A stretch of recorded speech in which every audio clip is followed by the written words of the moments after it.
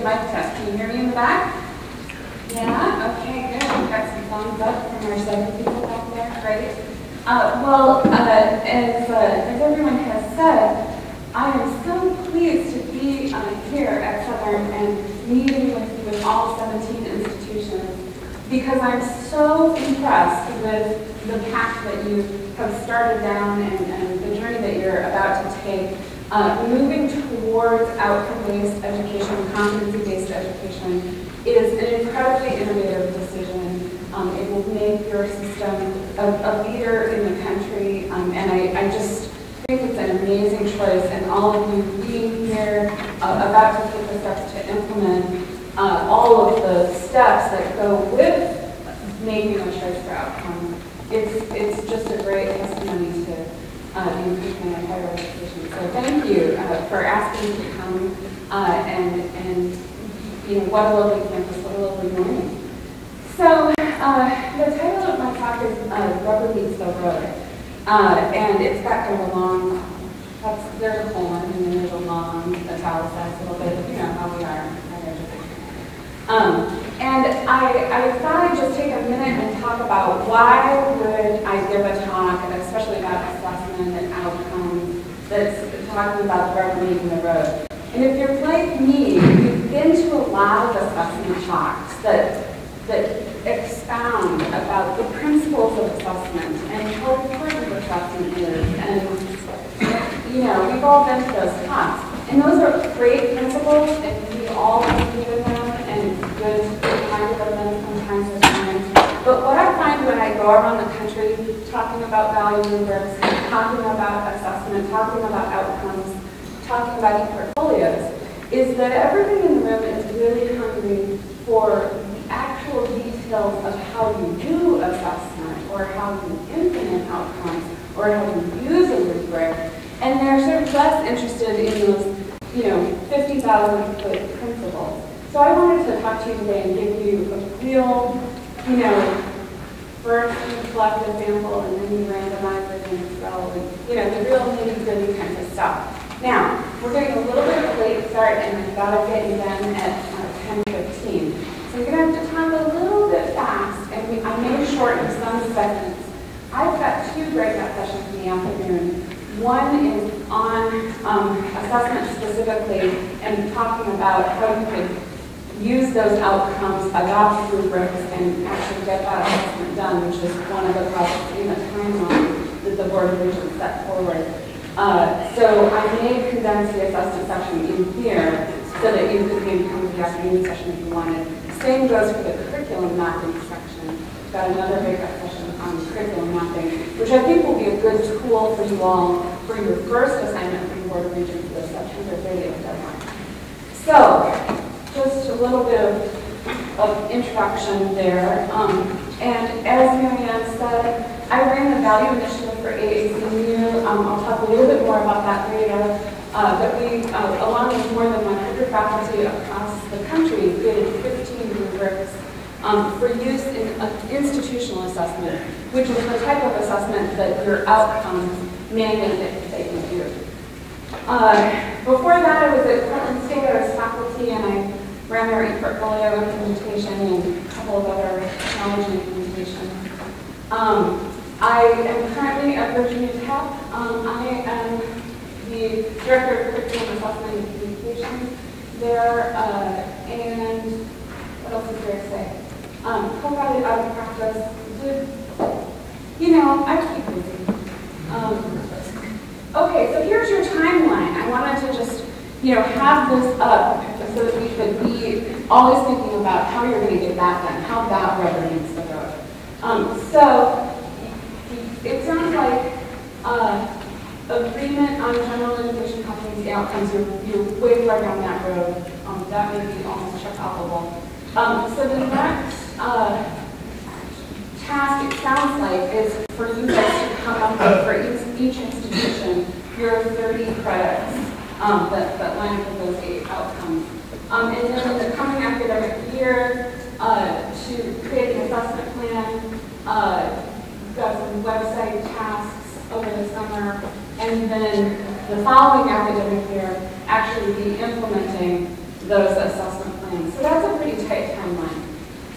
So before we get into how you can do this, I think it's important for us to talk about why you would want to do this. I mean, that kind of sounds like a lot of work in a really short amount of time, doesn't it?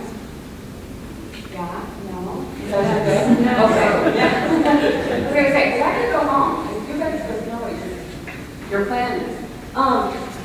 Okay, so why would you want to get behind these new outcomes? Why would you do all of the work to implement those outcomes on your campuses?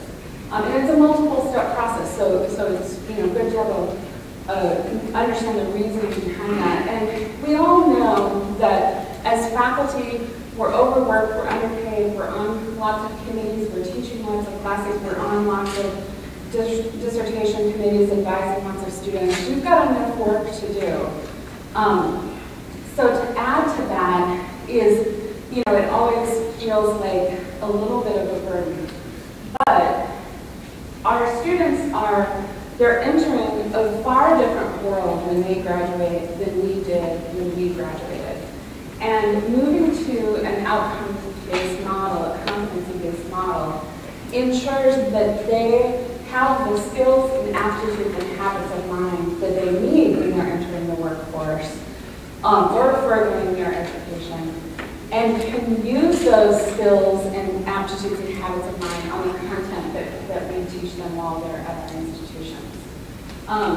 And outcomes and the type of assessment that you have to do with outcomes, it always sounds like a big undertaking, but at Portland State, we have been using outcomes and testing student work, scoring student work using rubrics since 1994.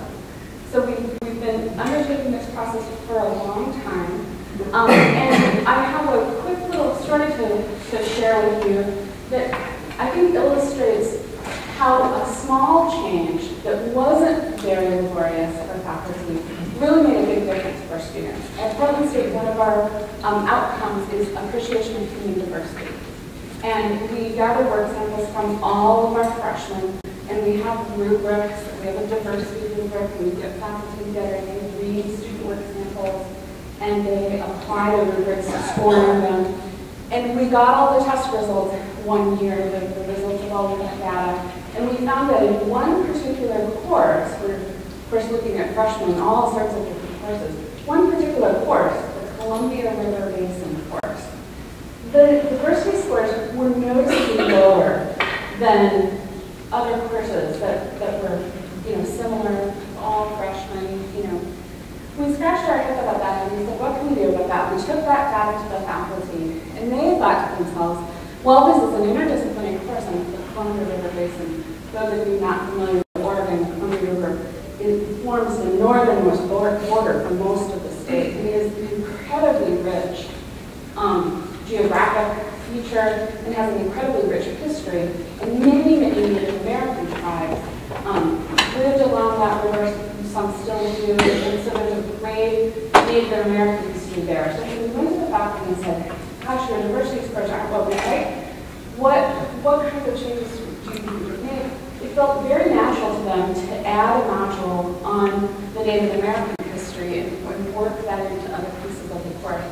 Wasn't very labor intensive for them, but their diversity scores shot up the next time we took their student work samples, used the diversity outcome, used the diversity rubric. It was a small change, but it had a huge effect on how students understood diversity and how they articulated it in their work. So that's, hopefully a little bit of an encouraging example that this kind of approach a lot of times gives us data that lets us do a slight tweak that really ends up in our students having a greatly improved education. And this is one of my favorite quotes, and I think it's so important when we're talking about education and all these plans that need to be implemented, rubrics and outcomes, and it's all a lot of, strategic planning and lots of things to do. This is one of my favorite quotes. If you want to build a ship, don't drum up the men to gather the wood, divide the work, and give orders. Instead, teach them to yearn for the vast and endless sea. And I always feel like when we talk about outcomes, there are lots of things. We need to gather up people to get the rubrics and the work samples and do the scoring. But we do all of that because we want to improve the education that our students are getting. We want to improve the lives that they go out and live as a part of our communities. It's a vast and endless sea that we yearn for. And sometimes that ends up meaning that we have to gather a lot of wood and build a lot of ships. But it's the sea that's really our motivation. So the real nitty-gritty question, how will you get all these requirements done? Institutional assessment, I think, is the way to go. And institutional assessment is different from the types of assessment that we're used to, things that are more related to grading. And Marianne is going to have this PowerPoint, so I won't go over it in great detail, but I wanted to tell you a couple of different ways that institutional assessment is different from the grading that we all, that's our bread and butter, right? When we do an institutional assessment, we are looking at student work that has been done in the course of our existing curriculum, in the course of the classes that we already teach, but we are not looking at that work because we want to give it a grade.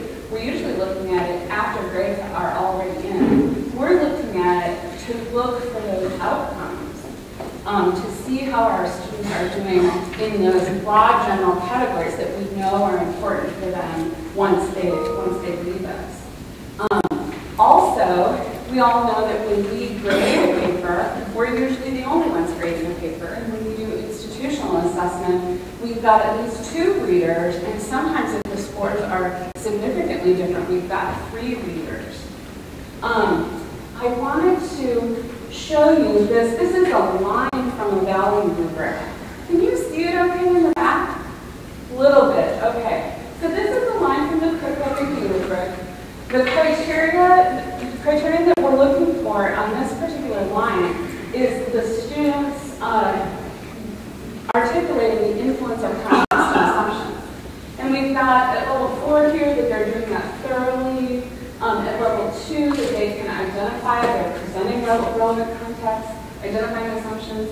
At level, that's level 3. At level 2, they're questioning some assumptions, they're identifying some context, but they may be a lot more aware of, say, an author's assumptions than they are of their own. And at level 1, they're just developing an emerging awareness of that. So that's sort of an example of what a micro rubric that's used for institutional assessment would look for. And that brings us to this next point.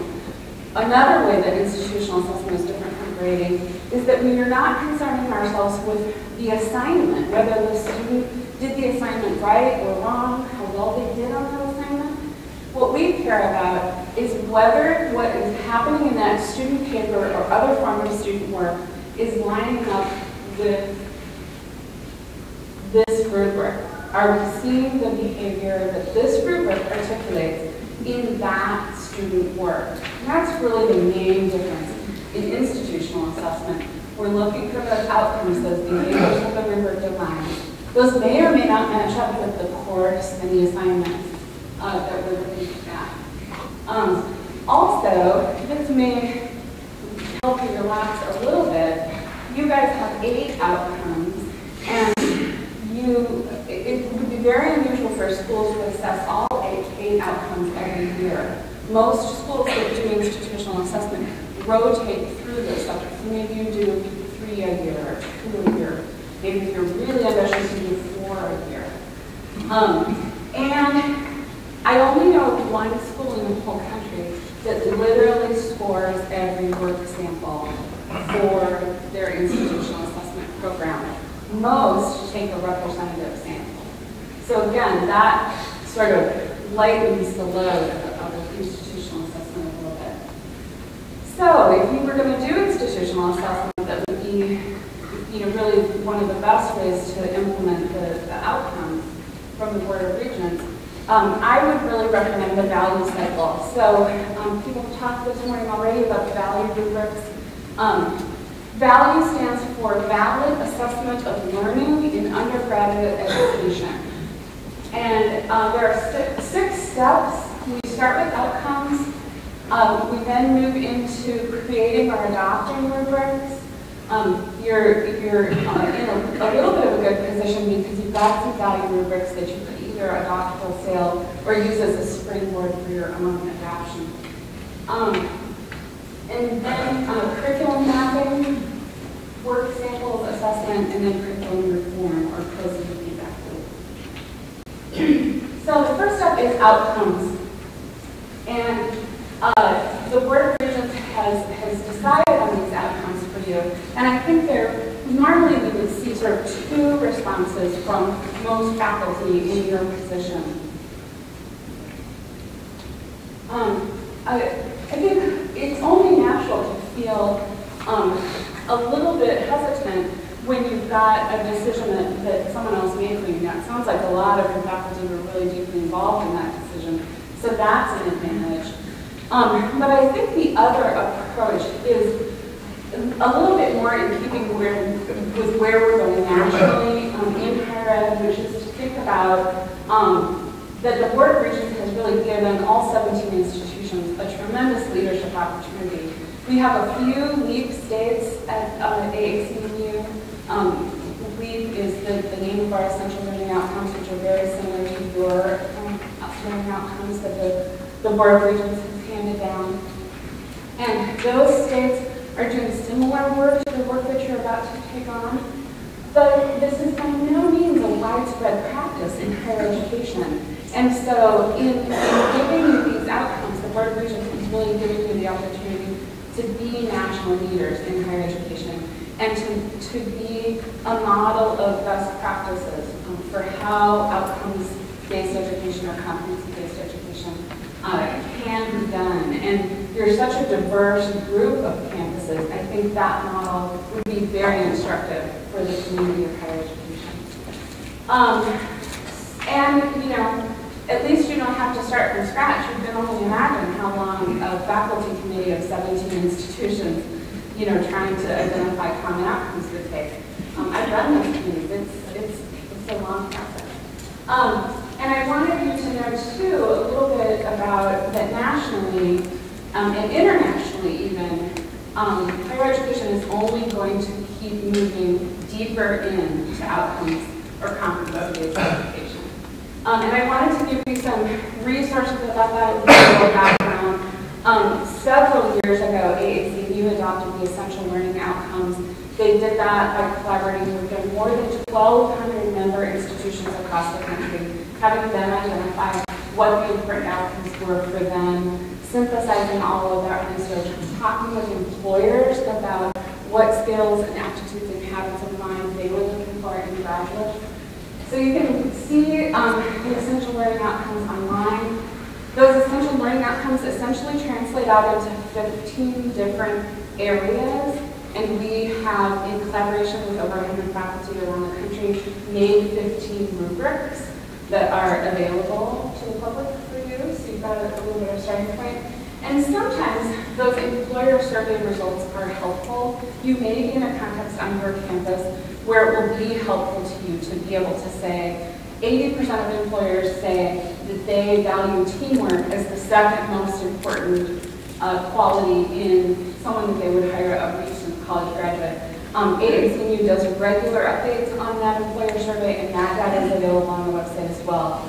I don't think that as higher educators, our main focus is on what employers are interested in. Our main focus is on our disciplines and the history of higher education imparting knowledge. But sometimes that employer data can be useful. So I wanted you to know that it was a resource. So here are the AAC&U essential learning outcomes. Knowledge of human cultures in the physical and natural world, intellectual and practical skills, personal and social responsibility, and integrative and applied learning. And that translates out to these 15 different areas. So you can see that intellectual and practical skills is a lot of the sort of the how we apply the content, how we work with the content, how we communicate the content. Personal and social responsibility, how the content helps us interact with our communities and integrated applying learning, how we can synthesize content across all of our different educational experiences.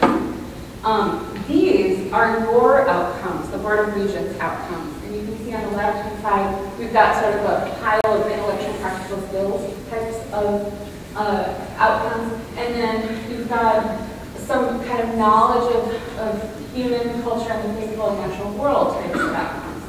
So I have italicized the outcomes that match the essential learning outcomes. So for these italicized outcomes, you've got rubrics that are ready-made. And that may help you as you move forward to your September 30th task, which is to try to identify which courses are already taught at your institution that match those outcomes and can be part of that 30-credit bundle.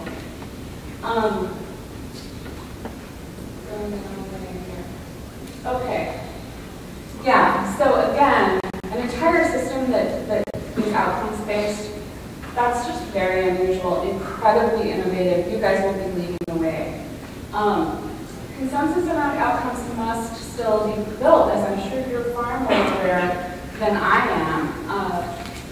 And curriculum mapping would be a great tool to use to get from the place of having the outcomes given to you by the Board of Regents to knowing how the outcomes are already living out in your existing curriculum. So just a little bit of background about outcomes here. If the outcomes that the Board of Regents has decided on are not being assessed and are not being embraced by your institution, then they won't be very useful. They'll be something that you give lip service to. Outcomes that are not assessed they're beautiful ideas, but it's in the assessment that we really learn what our students are actually doing and capable of, and then we can think about ideas of how we can move them forward and achieve these goals.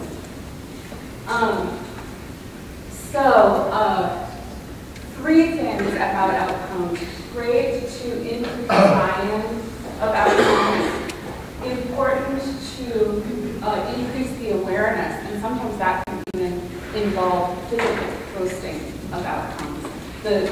In higher ed, maybe one of our greatest deficits is that we're not great at telling our own stories, right? We're not great at communicating all of the amazing things that we do, and I think these outcomes are part of that package. And finally, we've got so much work to do as faculty that I think we don't talk about the students enough. But the outcomes are going to be real to the students when the students sit down and figure out how those outcomes are really relevant to them, to their career goals. I think it's important to start having conversations with students, to start creating assignments for them or working with student affairs people so that in their extracurricular activities, they're having an opportunity to identify their own career goals and map those to those outcome areas so that they will understand why their efforts in those outcome areas are fruitful for them and not just something that we're asking them to do for our own internal assessment purposes. So once you've got outcomes, you need rubrics because you need to be able to assess how folks are doing in their outcomes.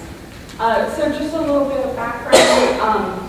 Some rubrics are created for courses, and they are looking at a performance in a short window of time.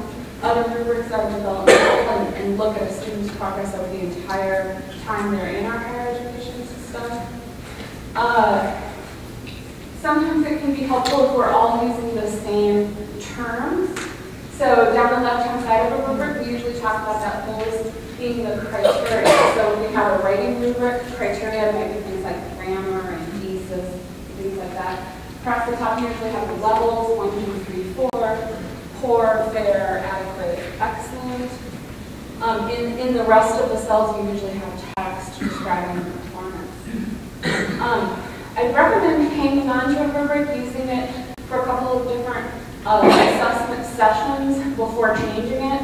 I run a lot of assessment days across the country, and we are all really good at finding out what's wrong with the rubric, That's so easy. And then you just have to grade 3 papers with it and you totally know what's wrong with it. But I recommend using it, really diving into it, and documenting all of the ways that you want to change it, using it a couple of times before you change it. And as I'm sure you know from writing your own grading rubrics, rubrics really need to be concrete and measurable. The value rubrics exist for you. You may decide that you want to adopt them as a group of 17 institutions, the ones that are relevant to your board rubrics outcomes. If you either don't want to adopt the value rubrics, or for those outcomes that don't have a value rubric that we've already written that fits in, there is a process that is documented for getting a rubric written in, 2 months. So that can be helpful. Getting faculty together on a committee is always challenging even to find a time. And so the quicker we can get a rubric on paper for some of those outcomes, the better. So please let me know if you'd like information about that process for how to make a rubric in a expedient manner. Once you have rubrics, publicize the hell out of them. Really, make sure they're distributed far and wide. A rubric that you don't own is a rubric that's not helpful to you, very similar to the outcomes. And again, lots of consultation available in the higher ed community for creating rubrics. Curriculum mapping, one of our better tools. 2 kinds of curricular mapping. The first time is a more general look. You've got your list of outcomes and your list of courses that your department teaches, and you're just quickly guesstimating which courses are going to address which outcomes. More specific curriculum mapping is looking at the actual content of the course, the assessments, the assignments of the course, and mapping those more specifically to the outcomes. A little bit more detailed look. And it has a tendency to be slightly more accurate in terms of what outcomes are actually, students are making progress on in each course. I would, if it were me and I had to get 17 campuses to figure out where those outcomes were happening in your curriculum and put together a bundle of 30 credits by September 30th, I would use curriculum mapping out of the gate. I've got a breakout session this afternoon on curriculum mapping that will be sort of a step-by-step approach to how you do that. So if that's interesting to you, come to that. Again, lots of consultation available.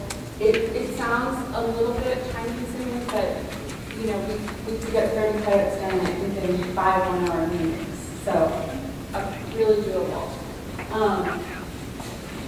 I've got some examples here. We'll probably go over those in the afternoon session. Curriculum mapping. Work samples, my favorite thing.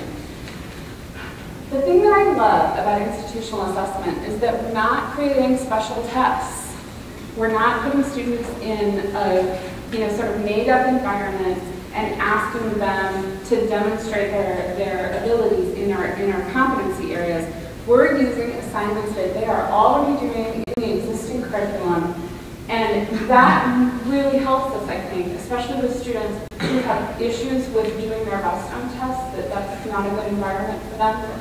I think it's also important that the assignments that our students are already doing in the existing curriculum are created by faculty, and I think it's important to be assessing within that window as opposed to a test that's created by folks who aren't faculty on a particular campus. So the process of collecting work samples, again, this afternoon, I'll be doing that assessment session, and I'll talk about how you can do that, how that can sometimes be a huge job in the ways that we've figured out to simplify that. You can imagine if you just give a couple of minutes thought to it, that collecting work samples from across your curriculum to assess them in your outcome areas, you can imagine the piles of paper that you could be carrying around, right? I think we've simplified that a little bit. I guess one of the most important things to start develop your assessment plan for the board approved outcomes. And you don't have to start implementing that until autumn of 2013. As you're writing your assessment plan, I would advise you to be thinking and working with faculty across departments now to identify what work samples are a relevant fit to those outcomes and to whatever rubrics you choose to use. Identifying work samples and the logistics for gathering them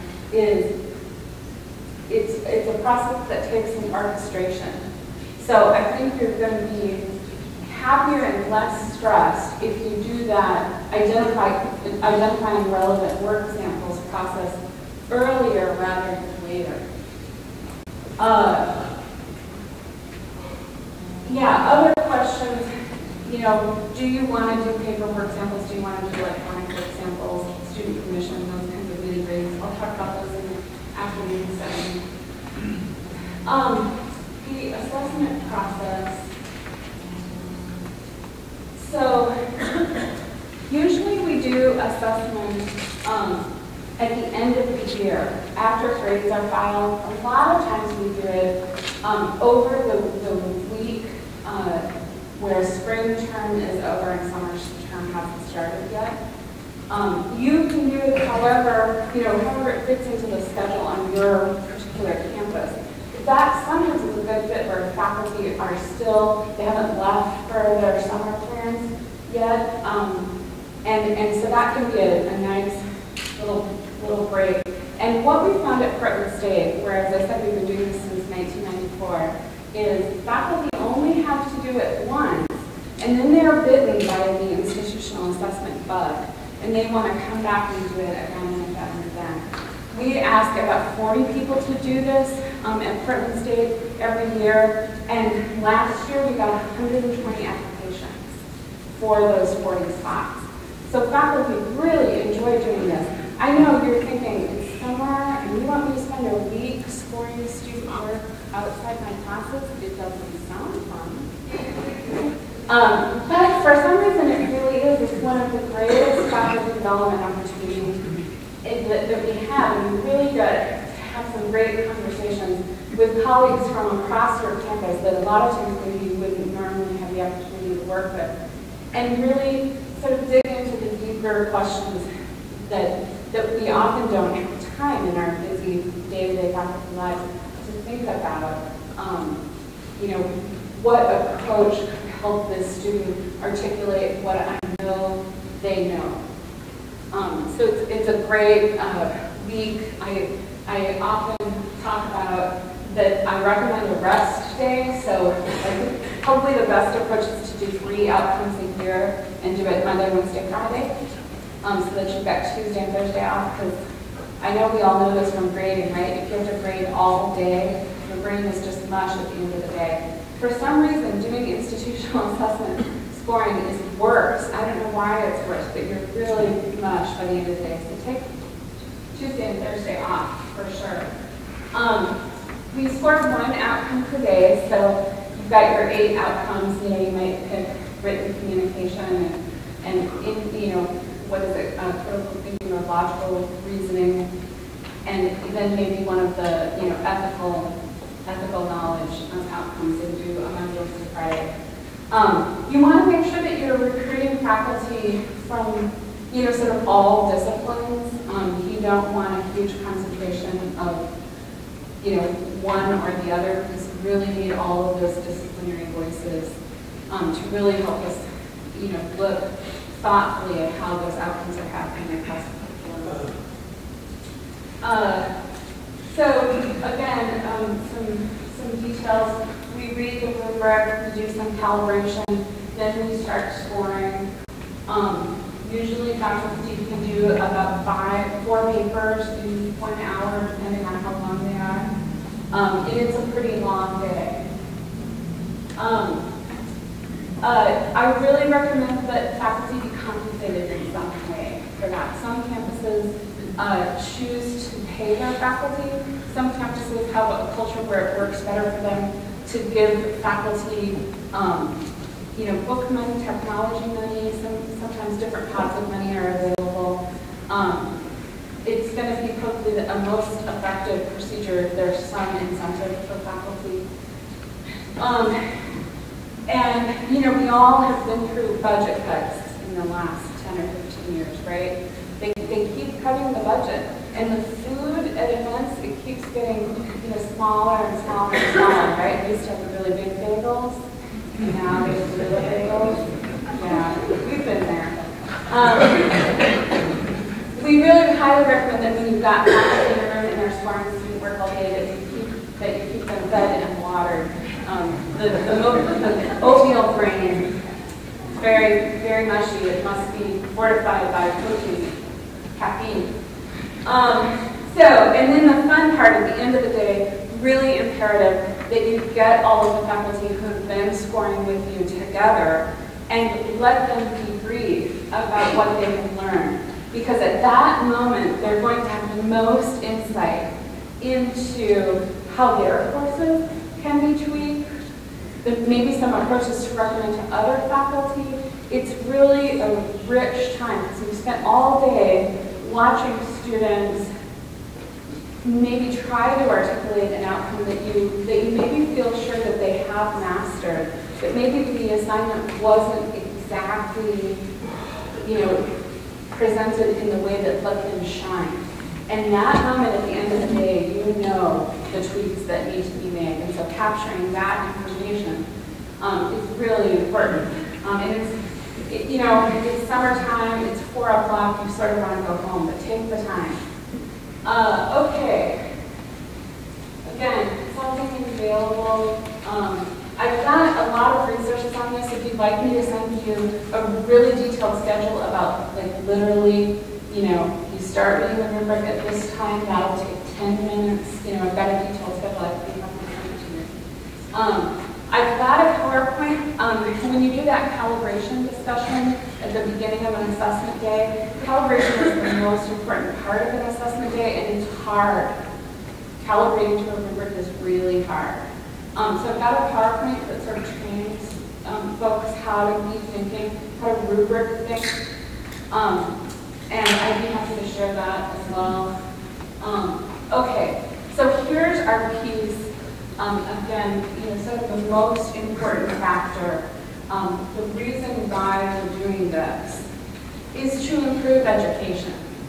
So the fun part isn't implementing all the outcomes and getting all the assessments done. The fun part is improving the curriculum and seeing students progress more quickly toward our goals or be able to demonstrate skills that you know that they have. And that's where the curriculum form piece comes in. We actually, in higher education, collect a lot of data. I know Southern just got done with accreditation. Probably have more data than we build a parking lot. We're really good at collecting data. There's often not as much funding for analyzing data as there is for collecting data. It's an interesting thing. As someone who doesn't like data, I'm not a numbers person by nature, I'm always like, well, why did you collect it if you weren't going to analyze it? But somehow, we're very good at collecting it. We have less funding for analysis, which is, of course, the harder part, right? Easy to collect, hard to analyze. It's important to do that analysis, but then it's incredibly important to communicate the findings. And I think, you have all had this experience, right? You've been at faculty meetings before where we're implementing an assessment system, right? And it gets implemented and somebody wants you to do something, you never hear back about what happened. And so communicating the findings is an important step that I think that we just skip. I think our offices of institutional research have a lot of information. They have all of that feedback information. And I think it's important for us to get that out to our faculty. I think that's one of the big missing pieces.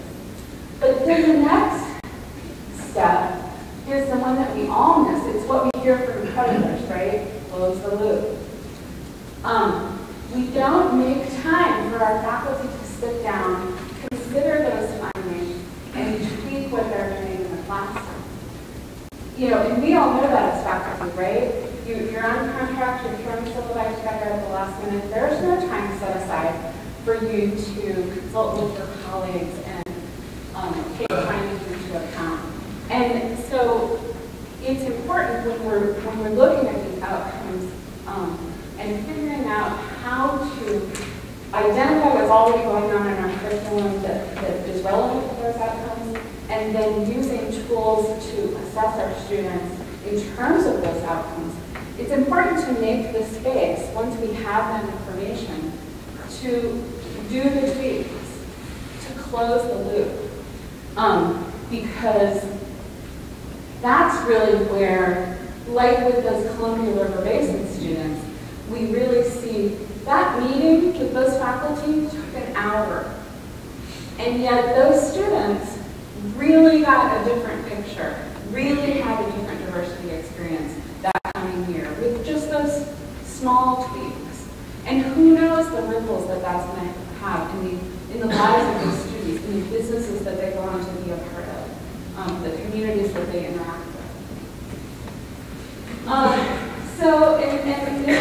The lucky thing is, as I said, curriculum reform totally rises naturally out of those assessment days. You don't have to force faculty to figure out what tweaks to make. It's obvious after you spend a day scoring student work samples with a rubric that fits one of your Board of Regents outcomes. You'll know what you need to do. You'll know after 5 work samples. So 2 examples that I think are instructive.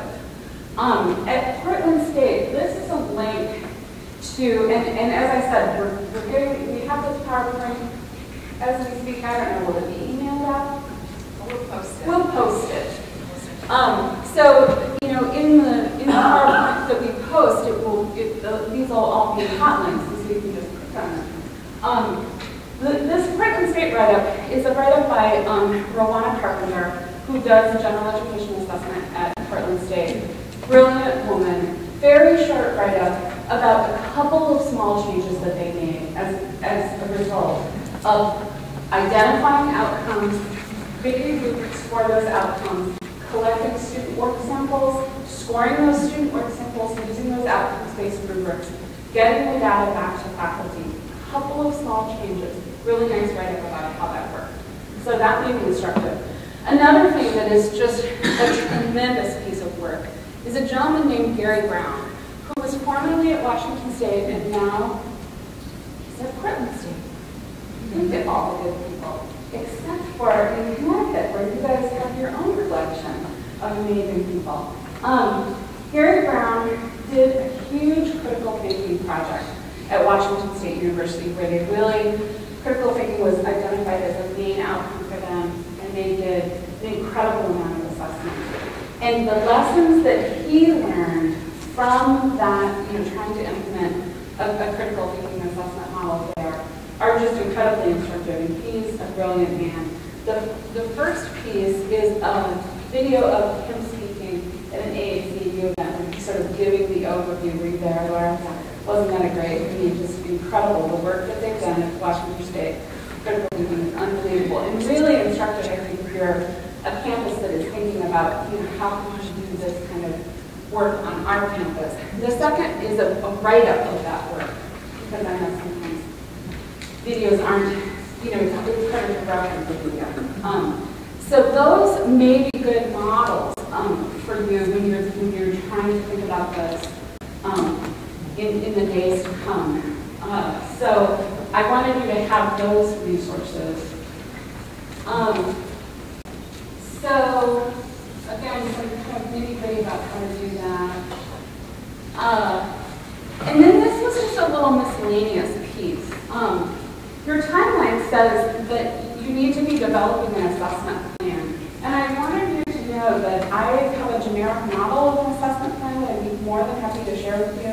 I'd also be happy to convert that model into a set of questions that once you answer those questions, you written yourself an assessment plan. So I'd be happy to share those. When I was first talking with Miriam and Con about this, I could imagine how overwhelming it might feel to get this project. The good news is that every stage of this project has been carried out on other campuses. So people have blazed the trail for you. You have best practices that you can adopt, so you don't have to reinvent the wheel in implementing outcomes across your 17 institutions. So I really encourage you to take full advantage of me. This is my email address. I encourage you to write it down and email me whenever you have the slightest question at all. I know I'm one of those people where I just know everybody. So, like somebody said the other day, we want to do outcomes-based assessment and rubrics and work samples in our medical school. Do you know anybody who's doing that? Yes, as a matter of fact, I do. So really, any question that comes up for you, if you're stumped at all, I want you to feel free to email me. I'm one of those weird email freaks. Like I have zero inbox. I'm good at the email. I should maybe like teach a course or something.